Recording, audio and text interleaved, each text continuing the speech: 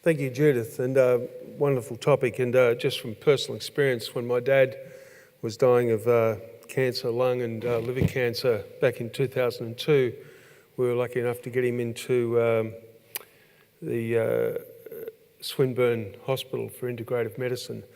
And he hadn't been able to keep food down for weeks, and he was just fading away and dying.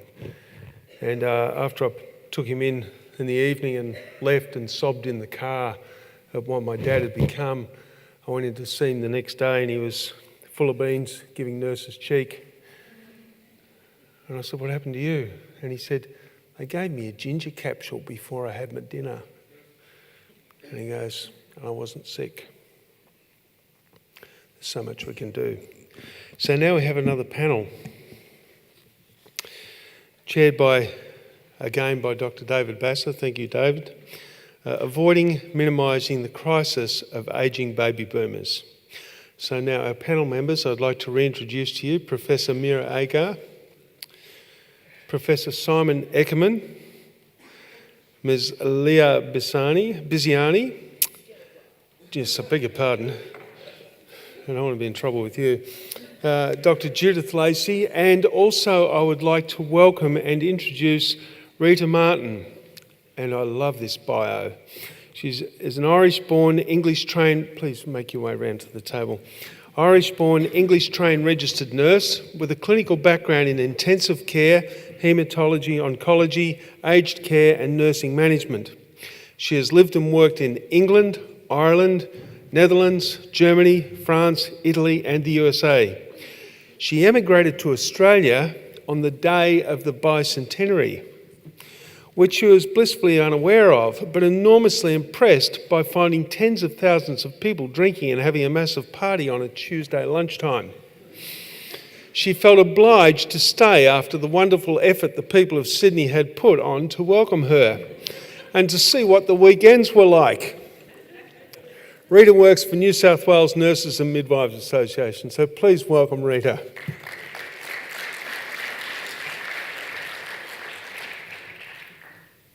So I guess to each of you individually, maybe starting with Rita, what do you see as the number one issue facing us as a society with the ageing baby boomers? Thank you very much. Thank you to Lucy and United in Compassion for inviting me and the Nurses and Midwives Association to your event. The way we do aged care in this country certainly needs to change, I believe. As an ageing demographics, this should be something that we celebrate. It's something that's wonderful because you have a fabulous public health system, because you have good health care, good quality of life, great laws, people live longer, and it's something that should be celebrated and not something that people see as a burden on society. It is going to be a growth industry. I'm very concerned about residential aged care for the most part in Australia. I think it's done very poorly. I'm very concerned where people have the capacity to make money from people's frailty. We hear horror stories over and over again. So I think, and it doesn't have to be like this. I have worked in Holland. I know that there are other models of ageing that are better. We recently were doing a campaign during Seniors Week, and we were talking about nursing homes. And people up until about 65, 70 would engage and talk to us. It's the Premier's Gala concerts that are on in New South Wales, and thousands of people come. And people would talk and come to our stall and talk to us. People over about 70 wouldn't talk to us at all, and they physically did this when they walked past. They really wouldn't engage with anything to do with nursing homes. And over the course of the 2 or 3 days, I must have heard 200 times people saying, "I'm never going into a nursing home." And people said over and over again, "I will kill myself before I go into a nursing home." And to me, that's a terrible indictment on this country, that people will take their own life as a viable alternative. And it doesn't have to be like that. And I think that we need to quickly change the way that we provide residential aged care. And I think that it doesn't have to be the way it is. It can be much, much better, and there are many models around the world. What about you, Simon? I talked earlier a lot about the palliative and process of death issues, but to me, and I had to because that was the session I was in, but in this session here, I'd really like to talk a little bit about the health promotion and prevention aspects, because I think that's absolutely key to successful ageing, and it's getting age and dementia-friendly communities, and indeed age and dementia-friendly nursing home and aged care facility designs. Yeah. The evidence there is very clear. We have 1,800 age-friendly cities and communities around the world under Alexander Kalash's model, and they've shown from both top-down in terms of whole-of-government approaches and bottom-up in terms of the community-based approaches. Can I come back to that? Just Oh, yeah? let everyone tell us their topic. All right. And then it'll integrate.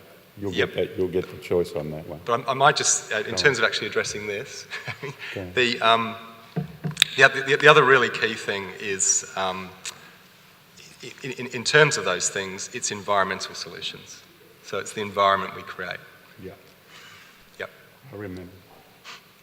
Yeah, Judith.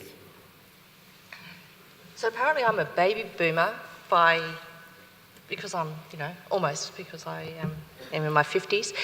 So minimising the crisis of the ageing baby boomers is an interesting topic. I think the idea of keeping people well independent of their age, I think, is a process that we're putting a lot of energy into, keeping people exercising, eating well, improving the access to good pain management within the hospital and the nursing home setting, with good access to professional palliative care services.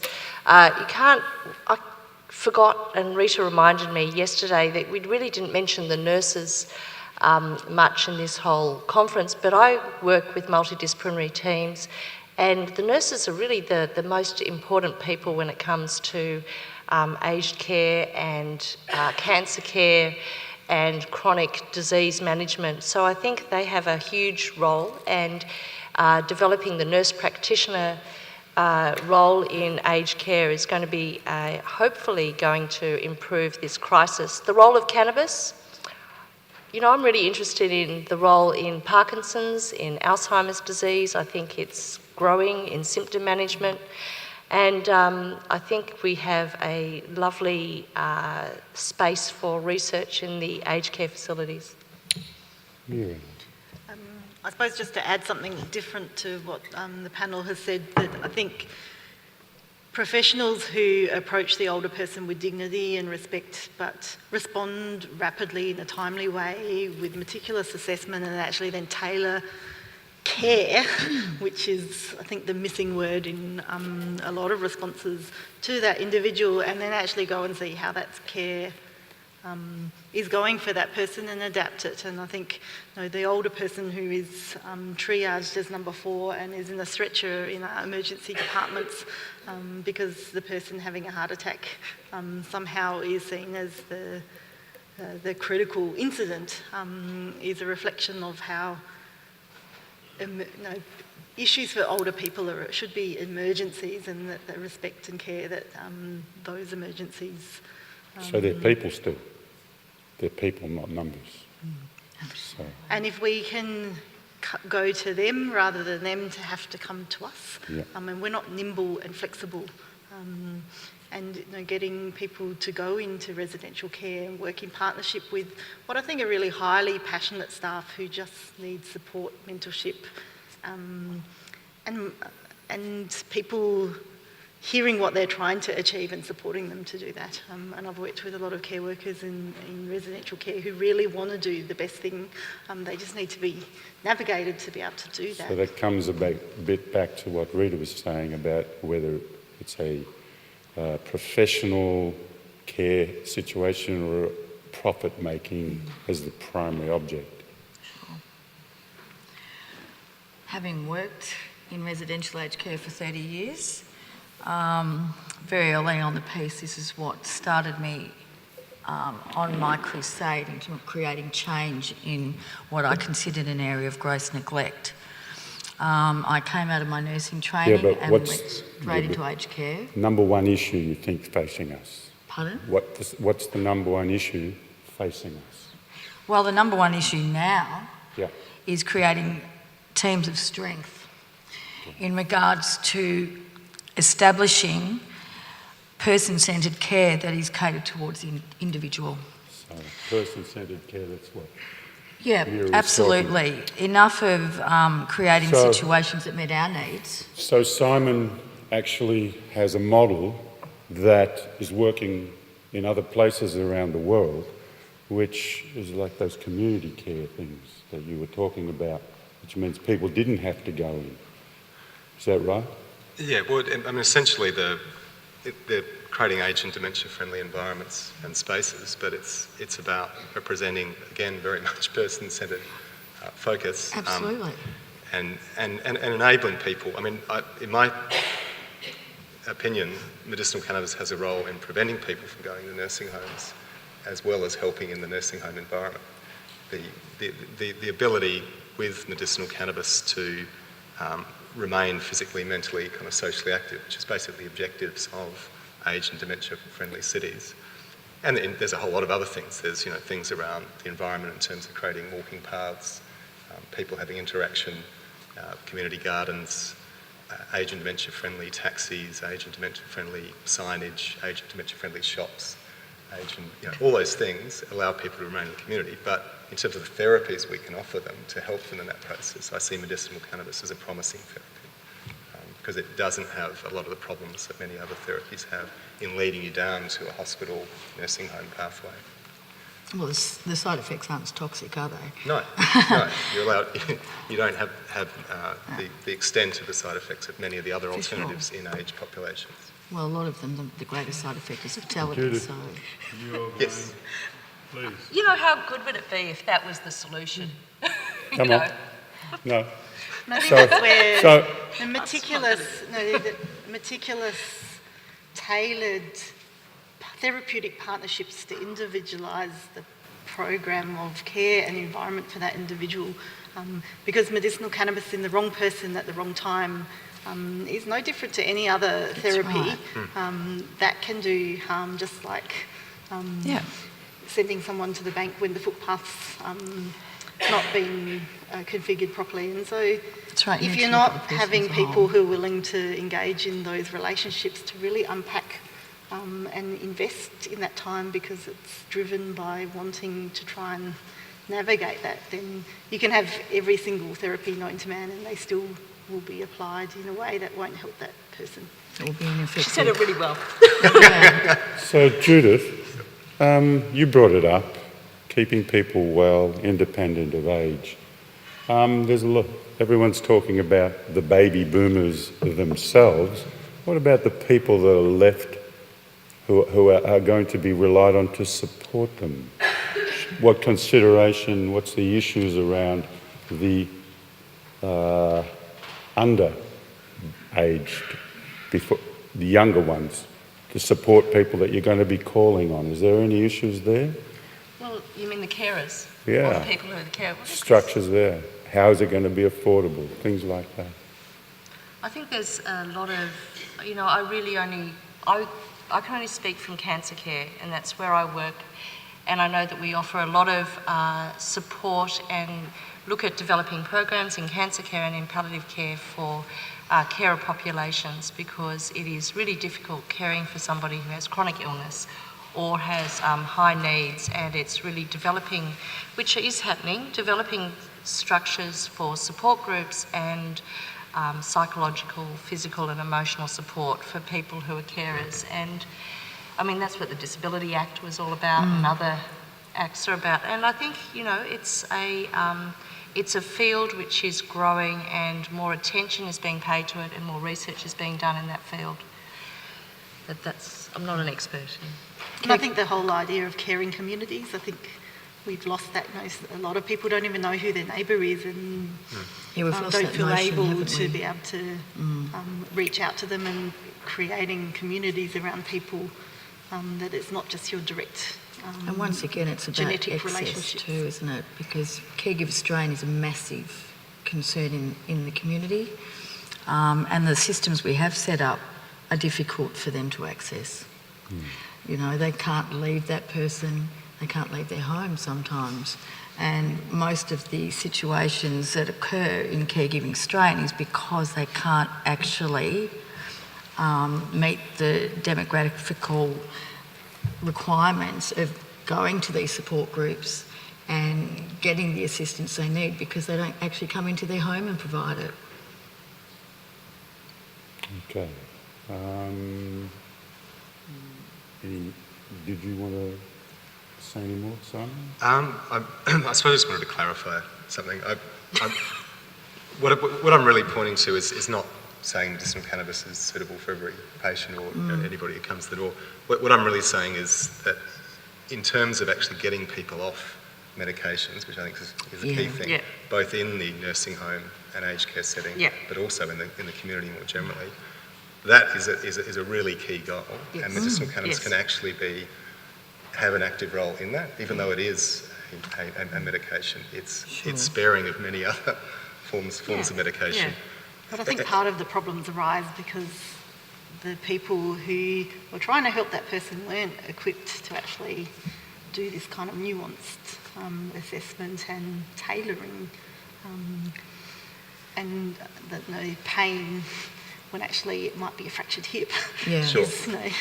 People don't actually go and sit down and say, okay, let's try and unpack what actually is happening here and actually tailor the right treatment to the right person. Yeah, Really? correct assessment, personalised care based on that, and actually drilling down, as I said earlier, into the core root cause of what we're looking at. So, Rita, do you have a... As Judith pointed out, I've been here since Thursday. It's been fabulous. I'm learning. I don't know very much about medicinal cannabis. I went to the symposium last year and was blown away by what I learned and how much I didn't know and the potential for it. I have very little knowledge in this field.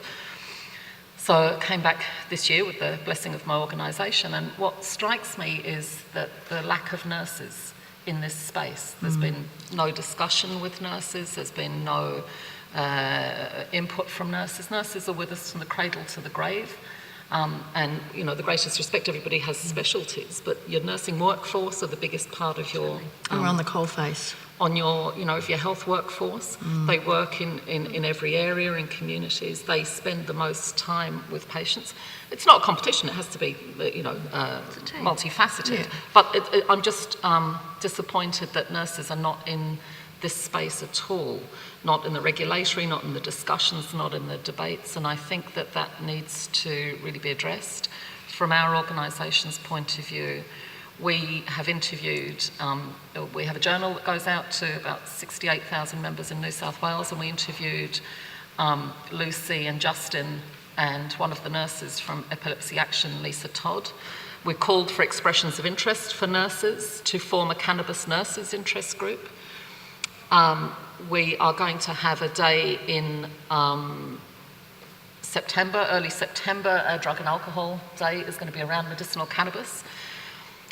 I've been speaking we are the New South Wales branch of the ANMF, the federal union, and I was speaking to my counterparts here in Victoria. We're going to try and do something nationally so that we don't have the states doing different things.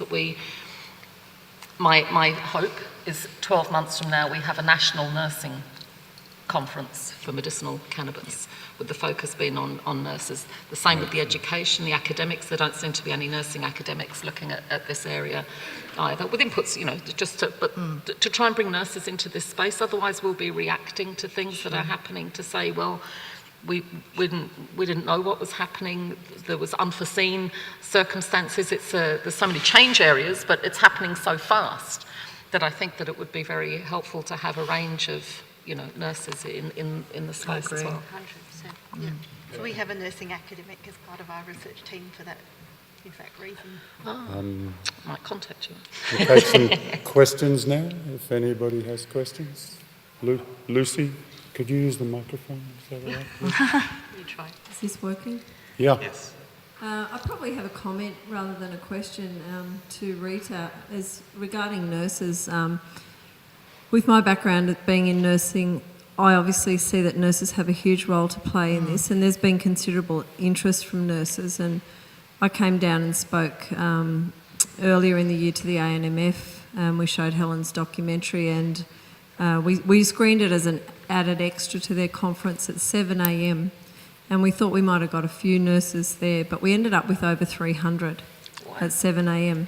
So I think nurses are interested.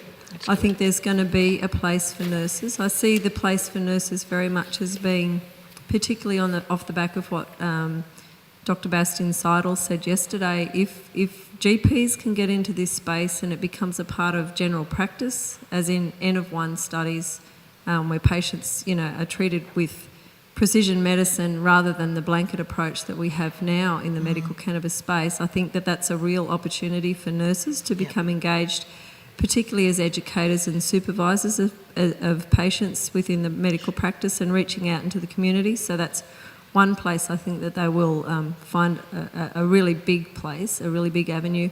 And the other thing that I'm reminded of hearing you talking about the aged care setting, I don't know if many of you have seen some footage from filmmaker Zach Klein in Israel. So several years ago they did an experiment in an aged care setting in Israel where they took a group of the patients who had, really polypharmacy issues, a wide range of conditions, and they gave them vaporised cannabis. And when they looked back at it, the clients or the patients that were overweight lost weight, the patients that were underweight put on weight, the patients that had been constipated because of all the opiates reduced their opiates, and then therefore their constipation problems improved, and you had happy aged care residents as opposed to what we probably think of now when I chose that picture above where you have these morose old people sort of sitting around like, looking like they really don't want to be alive anymore. And so for me as a nurse, and I've worked a lot in aged care, I really see that there's a huge future for cannabis in the aged care setting where we can have happy, much healthier aged people who are on far less pharmaceutical drugs and living a much better quality of life, with symptom relief. So that's just my comment. I think there's a big role for nurses in making that happen. It'd make the carers happier too, wouldn't it? Absolutely, and where it's used well, it's that wonderful video where the lady had the spasticity from Israel, where I've never seen that, where it's like watching a flower. It's just like watching it. Made the hair on the back of my neck stand up. There's a video clip from Israel that was shown in last year's conference, where a 96-year-old lady who's a Holocaust survivor and had, I think, end-stage dementia, but she had spasticity where she's all contractured up and she's like this, and they give her some vaporised cannabis, and it's like watching a flower unfurl. Her whole body just relaxes and stretches out, and the light comes on in her eyes. She still has dementia, of course, but just her whole persona changes. You can just feel the tension drain out, and the muscles, just the spasticity goes. I'd just like to say about the prescribing, and I guess specialist prescribing, which is what is going to be happening at the moment, is the advantage of all the specialists that I work with. We all work with nurses, and I guess the importance of prescribing, the opportunity for prescribing in palliative care, where it's one specialist to many nurses, and the nurses, and in the hospital setting where there's one specialist and many nurses, is really getting the nurses on board now to be educated in how to monitor and titrate the opioids once the cannabis, because we've done it with opioids, once it's prescribed. And I think the nurse education is actually the way of reducing the angst that prescribers may feel, because working as a team actually improves that sense of, I'm prescribing and no one's monitoring the patient, I don't have time, to let's work as a team and monitor the patient effectively. So I really think there's a huge role for CNCs working in this field. Yes, please. In my role as an advocate, and I'm really keen to hear from Simon on this, it's about how I might change the narrative, and I have a question I'll put to you, Simon. just give me a moment. I had to write it down so I wouldn't forget. So how important is it for our legislators to consider the economic benefits of medical cannabis therapies in parallel with the health benefits in developing pragmatic policy in this field? Thanks for the question. So, I mean, it's a very broad question, naturally. But in terms of how I see it fitting within the aged care setting, because that's really what we're trying to focus on in this session, Baby boomers. the international evidence which I gathered together when I was writing the book, in chapter 12 of it, particularly looking at successful ageing, a lot of what is written about is the environmental solutions. So environmental solutions in terms of the community environmental solutions, but also the actual architecture of nursing homes and creating environments where you can remain physically, mentally, socially active and reducing medication use. And the two experts really internationally are a guy called Richard Fleming, who happens to be at the University of Wollongong, and Zeisel, who's in the US. We also have many of the examples in Holland, which is the Hogeways dementia-friendly village. And the key thing is having a central communal space so that people, as soon as they walk out of their room, and all the corridors radiate out from that central space, they see something of meaning. And they can clue in, because in the spaces we're talking about, it's on a residential scale. There's not the institutional smells, etc. There's all the smells they can clue in with the other senses that they have. And then there's a circular community garden where they can go around and do things. So they get diurnal function back again. They're not sleeping during the day and awake at night. They're actually going outside, getting contact with nature, etc. Now, exactly the same principles that they've applied there apply in the general community. It's about creating walking paths, community gardens, getting people active and social active and building that community. The physician or nurse or whoever's role within that is to facilitate it, and that's what they did in Hogeways. They facilitate reminiscence therapy in the actual, and in Hogeways they extend it to each building they're in, has things that remind them of things from their past and their lifestyle that they've lived, etc. But they encourage complete movement at Hogeways. So you don't just have the nursing home, you have 23 residences and shops and all sorts of things in the middle where you can all interact and be physically, mentally, socially active. Now, in complete contrast to the picture you see up there. Yeah. Horrible pictures. Absolutely. They're happy, and the best measure is joy. In terms of the cost effectiveness, it is no more cost to design a Hogeways village or to have the architecture of nursing homes designed that way than it is currently, and you save huge amounts on pharmaceutical use. Hogeways has almost zero pharmaceutical use for dementia, and these are late-stage Alzheimer's, late-stage dementia patients. So when people say to me, oh, you can't do anything, they're like, of course you can. And you save enormous amounts of money on the medication use, and you have pretty much equivalent. Well, in the analysis which is done, it's shown that it's equivalent cost for all other things other than medication use, which is significantly reduced. Most importantly, they're successfully ageing. They're happy. They're engaging, they're physically, mentally, socially active. And you can do that within the community. Thanks, Simon. So my one takeaway... I think the other thing is that, as a society, we need to invest something. It shouldn't cost nothing to care for people in these situations. And so I think the balance between saying, yes, the argument always on the saving money end is to say, with this investment, this is what you can achieve. So I think there's two messages really, I think. Yeah, and just to reinforce that, I mean, the biggest savings of all are stopping people going into aged care facilities. So creating the community thing, almost zero cost, because it's just whole of government approaches. Yeah, so please. Hi, my name is Aki Ghani. I'm a palliative care consultant in Queensland. After having worked in my field and knowing the oncologists and how they work, I have no idea what their knowledge and motivation or anything to do with medical cannabis. My question is to Dr.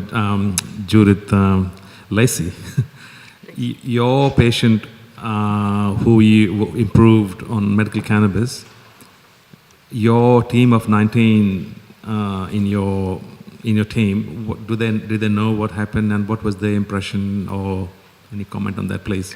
So this was not typical of the patients actually that we see in our integrative oncology service. So we run a supportive care service where we look at multimodal therapies that are non-ingested to improve quality of life for patients, and that's this patient isn't one of them. This is a guy who improved really from the medicinal cannabis with chemotherapy-induced nausea and vomiting. The oncologists are really happy to refer patients, but they say we don't have the understanding or actually maybe the interest in actually discussing medicinal cannabis with the patients. But this is somebody that now he's feeling better, we're going to get him to exercise and do some meditation work, because it's becoming resilient and actually being independent of drugs in order to recover and live with the impact of having pancreatic cancer on his life. So my team's really excited, but I had to hold them back because I wanted to give him medicinal cannabis, not acupuncture. So it's another gateway to optimising wellness. It's an N equals 1. Yes. Michael, I think I heard Simon mention the word joy before. Yes. So, not sure about doctors, but certainly politicians have got a real problem with people getting high. And I'm wondering what exactly you think it means, maybe to you, Dr. Judith Lacey. And how do you feel about it? How do doctors feel about the idea of people using this plant to get, what do we call, high, considering, you know, there's great pills for antidepressant and all the rest of it. Seems getting high is a problem. I'm wondering what you think about that. So I like twittering every now and then, but reading lots of tweets. And there's a guy called Sunil Agarwal over at MD Anderson, who is a specialist in cannabis research and cannabis prescribing. And he wrote a lovely comment once that, you know, if the worst thing that happens to our patients is that they actually feel good when they're living with advanced cancer and advanced symptoms, you know, is that so bad, you know? So, I don't know.